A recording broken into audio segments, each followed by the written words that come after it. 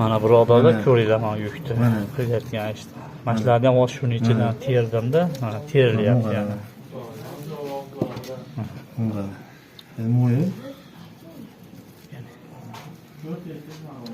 Mana. Aka charchamayapsizmi?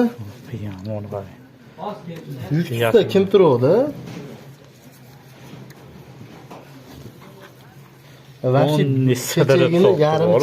Endi nima bo'ldi? 35 ming bo'ldi, hamma yo'q, o'chirit bo'ldi, talamon bo'ldi deb ponni tiqib musorda olib kelib o'tirish kerakmi shu narsani?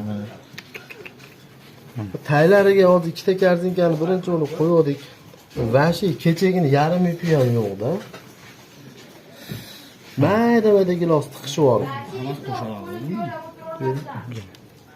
Tashlab olmayman, qo'shmaylar, addenni qilib qo'ydi. Bitta yashikdan chiqayotgan yukni ko'rishimiz kerak.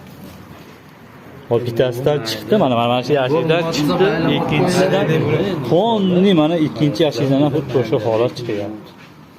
Zikrulloh jo'natib yuboring. Vabshe ma'lum emas mana bittasi ham ma'lum. Shuni o'zi yeydimikin. O'zbekistonda ham yemaydi buni. Yaxshi ham Xudoga shukr, eksport olyapti-ki shuni.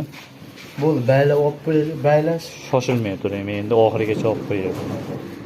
Shoshilmay. 12 bunar ham qo'ying. Qo'ying, buni addenni qiling buni. Nima qo'yib boryapsiz? O'tkir aka. Jon uka, menga bu kerak bu narsa. Aka sizga bermay qo'yaveraman, bo'ldi buni. Yo'q, hali ham men olmoqchi emasman buni. Berish bermaslikda emas.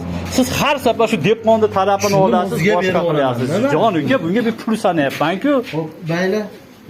Broker bo'lib turib, men aytdim, men sizga pul berib rag'batlantiradigan odam turganda siz brokerlarni gapiryapsiz. Adrazdan shuni yuklar olib chiqib bering.